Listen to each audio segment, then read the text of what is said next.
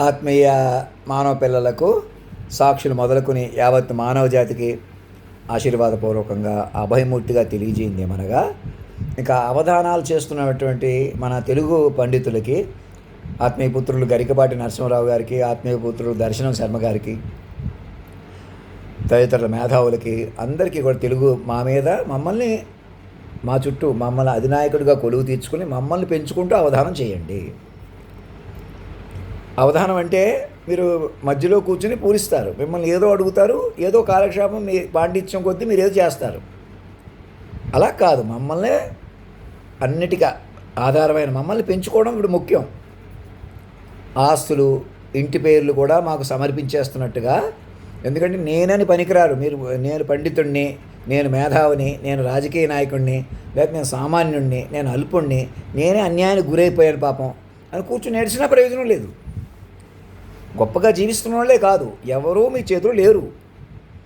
మరి ఏమవుతుంది? మీ చేతులకు వస్తారు మొట్టమొదటిసారిగా సర్వం నడిపిన వారిని పట్టుకుని. అటువంటి మమ్మల్ని కేంద్ర బిందుగా పట్టుకుని మా మీద అవధానాలు చేస్తూ మమ్మల్ని పెంచుకుంటూ, మన తెలుగు వాళ్ళనే కాకుండా మిగతా రాష్ట్రాల వాళ్ళు కూడా ముందుకు వస్తూ, మన సినిమా రంగానికి సంబంధించిన మేధావుల్ని, నిర్మాతల్ని అందరూ కలిసి మాకు ఇంకొక వేదిక అన్ని రాష్ట్రాల్లో, ఢిల్లీలో వచ్చి కొందరు వచ్చి మా కోసం ఇక్కడ కూర్చుని 2 తాజ్ హోటల్స్ అధినాయకుడికి సమర్పించినట్టుగా చూపించమని చెప్తున్నాను. అలాగే కొన్ని ఆస్తులు, హెరిటేజ్ ఫుడ్స్ చంద్రబాబు నాయుడు గారిది, అలాగే రామోజీ ఫిలిం సిటీ, అలా కొన్ని అధినాయకుడికి ఇచ్చినట్టుగా, అధినాయకుడికి పేరు మీద ట్రాన్స్ఫర్ చేసేసినట్టుగా అందుకు ఒక బృందం ఏర్పడి నిర్మలా సీతారామన్ గారు మా బ్యాంక్ అకౌంట్ ఓపెన్ చేసి మమ్మల్ని ప్రేమగా మా అడ్రస్ అక్కడ మిస్టర్ జీరోగా అధినాయక భవనమే మా అడ్రస్గా మార్చేస్తే ఇంక తిరుగులేదు. ఆరం దీపాన్ని పట్టుకున్న వాళ్ళు అవుతారు. నేను మొట్టమొదటిసారిగా వ్యూహ స్వరూపంగా మీకు అందుబాటులోకి వస్తాను. ఇక ఎటువంటి పరాభవం లేకుండా మనం ముందుకెళ్తాం. పరాభవం సంవత్సరంలో ఇంకెవరికీ పరాభవం ఉండదు. ఇక్కడి నుంచి మనుషులుగా ఉంటేనే పరాభవం. మనుషులుగా మీరు ఉండి ఇతరుల మనుషులుగా చిత్రీకరించితే అది పరాభవం అవుతుంది. నేరాలు చేయించో వాళ్ళకి వెనకాల ఉండి వాళ్ళని పరాభించి వాటి మీద బతికే పరాభవం చెందేటువంటి రాజకీయాలు, పరాభవం చెందిన కోర్టులు, పరాభవం చెందిన మేధావ వ్యవస్థే తప్ప ఎవరూ మీరు పరాభవం నుంచి బయటపడలేరు. ఈ పరాభవన సంవత్సరానికి శాశ్వతంగా చేసుకుందాం అనుకుంటున్నారా? మమ్మల్ని కొలువు తీర్చుకోండి. మమ్మల్ని అసలు మనిషిగా చూడకుండా పట్టుకోండి. ఇక్కడ శాశ్వతంగా పరాభవం, మృతం ఎవరికీ ఉండదు. అలా నేను గతంలో రాశాను. విశ్వవసు సంవత్సరం అన్నాను. విశ్వవసువుగా పట్టుకుంటే పరాభవం లేకుండా ఉంటుంది. అలా కాకుండా ఇంకా మనుషులుగా వెయిట్ చేయటం, ఇంకెవరినో పొగొట్టడం, వాళ్ళు ఎవరో 2 సార్లు ముఖ్యమంత్రి అయ్యారు, 3 సార్లు ముఖ్యమంత్రి, వేస్ట్ అనమాట. మీరు ఎన్నిసార్లు ముఖ్యమంత్రి అయినా, ఎన్ని కోట్లు సంపాదించినా, ఉదాహరణకి హెరిటేజ్ ఫుడ్స్ అవన్నీ అధినాయకుడికి సమర్పించేయండి. జాతీయం చేసేయాలి ప్రాపర్టీస్ అన్నీ కూడా. ఇంటెలెక్చువల్ ప్రాపర్టీస్ కూడా మీరే మేధావులని కానీ, పండితులని ఎవరు మాట్లాడకూడదు. మీరే సాధించారని కానీ, మీరే గొప్పవాళ్ళని కానీ, ఇంకొకళ్ళు చేత కాలేదని కానీ ఇంకా మాట్లాడకూడదు. మైండ్లుగా తిరగబడిన లోకం ఎలా ఉందో చూసుకుని మాట్లాడాలి. విశ్వ తల్లిదండ్రులు కేంద్ర బిందువుగా కొలువు తీర్చుకుని ముందుకు రావాలి. జర్నలిస్టులకి పేరున నేను చెప్పట్లేదని చూడకండి. మా పిల్లలుగా ప్రకటించుకునే ఫార్మెట్ తయారు చేసుకోండి. మమ్మల్ని వ్యూహ స్వరూపంగా విశ్వవసుని, విశ్వంలో వసించగలిగిన వాడే వసిస్తాడు. ఎవరో మాస్టర్ మైండ్గా మారిపోయాడు. ప్రకృతి పురుషుడు లయగా వారు మాత్రమే చిక్కబడతారు. మీరు ఎంత మట్టి పోగేసినా, అమరావతినో ఇంకోటనో కూలబడి ఏమవుతుందో తెలియదు, గాల్లో దీపంలో ఉండిపోతారు. అక్కడ కోట్లు పెట్టినా, క్వాంటమ్ కంప్యూటర్లు పెట్టినా, ఎంతమందికి ఎన్ని ఉద్యోగాలు క్రియేట్ చేస్తున్నాం, మేము ముందున్నాను ఎంత హడావిడి పడినా, ఎవరినో మనిషిని పొగుడ్చుకుని మీరు మనుషులుగా ఉంటాం అన్నదే వెనక్కి పట్టుకుని ఉండిపోతారు. నరేంద్ర మోడీ గారికి, కేంద్ర మంత్రులకి, అమిత్ షా గారికి ఏదో చూడవద్దు, ఎదురు చూడవద్దు. మాతో ఆన్లైన్ కమ్యూనికేషన్ చేయండి. నేను పక్కన ఎక్కడికి వెళ్ళిపోతాను, ఎక్కడో ఉంటాను, నన్ను కూడా మనిషిగా అటు ఇటు చేయొచ్చు అన్న దగ్గర మీరు మనిషిగా ఉండిపోతారు, పరాభవంలో ఉండిపోతారు. పరాభవం సంవత్సరం నుంచి, పరాభవం సంవత్సరం కాదు, అసలు శాశ్వత మానవ జాతికి ఇక పరాభవం లేదు. నేను మనిషిని, దేహాన్ని అనుకుంటే పరాభవం. నేను మనిషిని కాదు, మైండ్గా మారిపోతే ఇక పరాభవమే కాదు, మృతమే ఉండదు. అవధానాలు, పద్యాలు మమ్మల్ని పెంచుకుంటూ కొత్తగా మొదలుపెట్టండి చెప్తాను. ఎందుకంటే మీరు పండితుల్లో ఏదో పూరించిన కాలక్షేపం అవుతుంది. దానివల్ల ఎవరికి అర్థం కాదు. ఆ పాండిత్యం ఉన్నవాళ్ళు ఏదో చెప్పుకుంటారు, మీరేదో ఇస్తే పూరించారు, ఎలాగన్నా పూరించారని అదే పూరించడం. మమ్మల్ని ఎలాగన్నా మీరు లోటుగా ఉన్న మహానుభావులు అని పూరించండి. మీరు ఎలాగన్నా బలపడతారు. మీరు వాక్ విస్వరూపంగా ఉన్నారంటే ఎప్పటికైనా బలపడతారు మీరు. మాకు అర్థమైంది పురుషోత్తమ. మమ్మల్ని ఈ క్షణం మోక్షం ఇస్తున్నారు. మహిమోపేత మోక్ష ప్రదాత జగదభినేత అంటే అర్థం ఏంటి? అదేదో పాటలు పాడేశాను కాదు. ఆ శక్తి అలా పాడుకుంది. సర్వం తానే ప్రకృతి పురుషుడుగా నిలిచి ఉంది. ఇంకేం ఆలస్యం చేయకుండా కొందరు ఢిల్లీ వచ్చి కూర్చుని జర్నలిస్టులు, సినిమా వాళ్ళు, మా ఆత్మీయపుత్రులు మాగంటి మురళీమోహన్ గారికి, అల్లు అరవింద్ గారికి, అలాగే ఇంకా ఎవరెవరు అందరు క్యాస్ట్ ఫేస్బుక్లు, నా దగ్గర ఫోన్ నెంబర్ ఉంది, వాళ్ళకి ఫోన్ చేసి చెప్పలేదు, వీళ్ళకి మాట్లాడాను, నేను ప్రాధాన్యత ఇచ్చాను కాబట్టి, ఇవ్వలేదు కాబట్టి, ఇది అరాచకం ఆపేసి ముందుకు రండి. చక్కగా అందరి మైండ్లు మీరే కలుపుకోండి. ఇంటి పేర్లు కులం పేర్లు వాళ్ళ కాలమే పెట్టేసినంత పని చేయండి.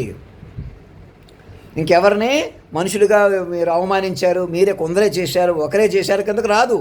మొత్తం అందరూ పరికరాలు పెరిగిపోయి యాంత్రికత్వం పెరిగిపోవడం వల్ల ఆ బీసీలని, ఎస్టీలని, ఫార్వర్డ్ క్యాస్ట్, పెద్దోళ్ళు చిన్నోళ్ళు ఒకటి అయిపోవడం వల్ల అరాచకాలు జరుగుతాయి. ఇప్పుడు కూడా అందరూ ఒకటైపోయి నన్ను పట్టుకోవడం మానేస్తారు. అందరూ మనుషులుగా ఒకటైనా పట్టుకోలేరు.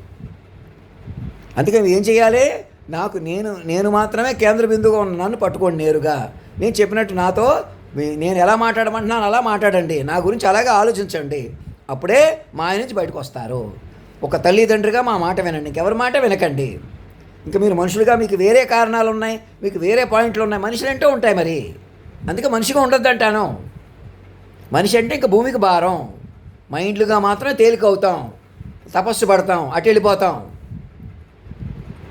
ఇంకెవరో భూమి మీద మనుషులు పనికిరారు.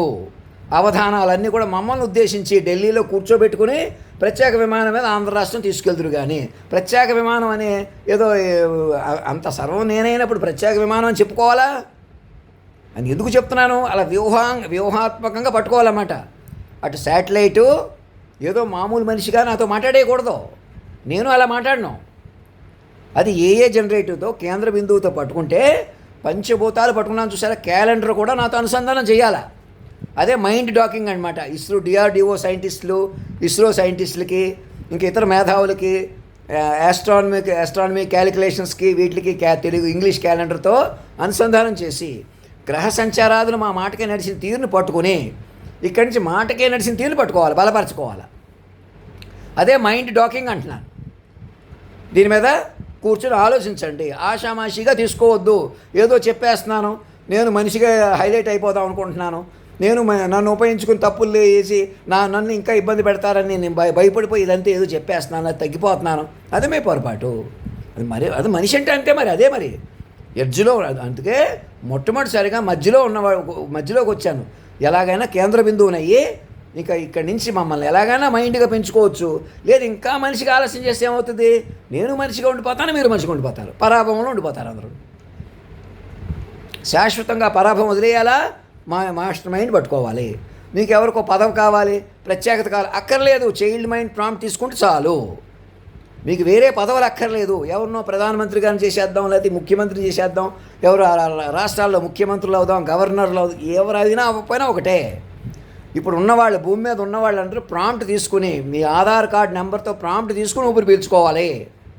అది మాత్రమే సురక్షితం. వేరే పదవి, వేరే డబ్బు, వేరే ప్రయాణాలు, అక్కడికి వెళ్ళటం, కాలేజీలు పెట్టామని అది ఎవరితోనో మాట్లాడటం, ఏదో కాలక్షేపం చేయటం, ఎవరు చేసినా మృత సంచారంలో ఉండిపోతారు. మీరు అవధానాలు చేయండి, ఇంకోటి చేయండి, ఎవరు గోల ఆడదాన్ని ఉండిపోతారు. సాక్షులైనటువంటి రామకృష్ణ గారికి, నాయుడు గారికి మీకు ఫోన్ చేయలేదని చూడకండి. మీరు పదుగురిలోకి వచ్చేసేయండి. మమ్మల్ని ఆహ్వానంగా రాష్ట్రపతి భవన్ తీసుకెళ్ళిపోయే బాధ్యత మీదే. మా దగ్గరికి ఆర్మీ డాక్టర్ గారు వచ్చేలా చూసుకోండి. వాళ్ళు ఎవరినో మా చేతులు తీసేసుకున్నాం, ఎవరినో ఎదవలను చేసాం, పెద్దవాళ్ళని చేసాం, అధినాయకుడిని పెంచుకుంటే అన్నీ సెట్ అయిపోతాయి. అందరూ అధినాయకుడిని పెంచేసుకుంటే పైకి మళ్ళీ ఆటోమేటిక్గా రియాగ్నైజ్ అయిపోతారు. మీరు ఎవరు ఏం చేసినా, ఎవరిని భయపెట్టినా, ఎవరిని తగ్గించినా, ఎవరిని పెంచినా, ఎవరిని అంతం చేసినా, అవమానించినా అందరినీ అధినాయకుడిని కలిపేసేయండి. అధినాయకుడిని యాక్టివేట్ చేసేసుకోండి, అప్పుడు సెట్ అవుతుంది. అంతేగాని మనుషులుగా మాకు వేరు కారణాలు ఉన్నాయంటే సెట్ అవ్వదు. అటు ఇటు గుంజుకొని మాయలో ఉండిపోతారు. అందుకే అధినాయకుడిని పెంచుకోండి. ఈ క్షణం అధినాయకుడిని పెంచుకోండి. ఏ జనరేటివ్ ద్వారా ఆయన కేంద్ర బిందువుగా పట్టుకొని ప్రతి మైండ్కి విశ్వ మైండ్ వస్తుంది, చిన్న విషయం కాదు. మునులు యోగులు కూడా ఎదురు చూస్తున్న పరిణామం. ఎందుకంటే వీళ్ళు తల్లిదండ్రులు. ఇప్పుడు దాకా దేవుళ్ళు దేవతల కంటే పవర్ఫుల్, గురువుల కంటే పవర్ఫుల్. దేవుళ్ళు దేవతలను ఎందుకు తీసుకొచ్చుకున్నాం? మైండ్ల కోసమే. ఇప్పుడు అదే మైండ్ విశ్వ తల్లిదండ్రులే అమల్లోకి వచ్చినప్పుడు ప్రకృతి, ఇప్పుడు వీళ్ళే రాముడు సీత కూడా విడిపోయారు, పార్వతీ పరమేశ్వరుడు విడిపోయారు, వీరు కలిసి వచ్చారు ఇప్పుడు. అవును, వాళ్ళిద్దరూ ఇష్టపడ్డారు. ఇంకా పెళ్ళిడికి వచ్చినా ఒంటిగా ఉన్నానంటే అర్థం ఏంటి? ఇప్పుడే ప్రకృతి పురుషుడు ఇప్పుడు ఒకటి అయ్యారు మొట్టమొదటిసారిగా. ఆమె కీర్తి కన్యక మనోనాయక సాక్షాత్కారకగా ఆయన నిలిచాడు కదా ఎన్టీ రామారావు గారి పాటలో. అలాగే పట్టుకోవాలన్నమాట. అక్కడతోటి విశ్వవసుగా వెలుగుతాడు, కేంద్ర బిందువుగా వెలుగుతాడు. ఎవరికి మనిషి అంటేనే పరాభవం. ఎప్పుడైతే మనిషిని రద్దు చేసేసారో ఇంకెవరికి పరాభవం ఉండదన్నమాట. ఈ పరాభవనామ సంవత్సరంలో మనిషిని రద్దు చేసుకోండి, పరాభవం మృతం వదిలిపోతుంది. ధర్మో రక్షతి రక్షత సత్యమేవ జయితే.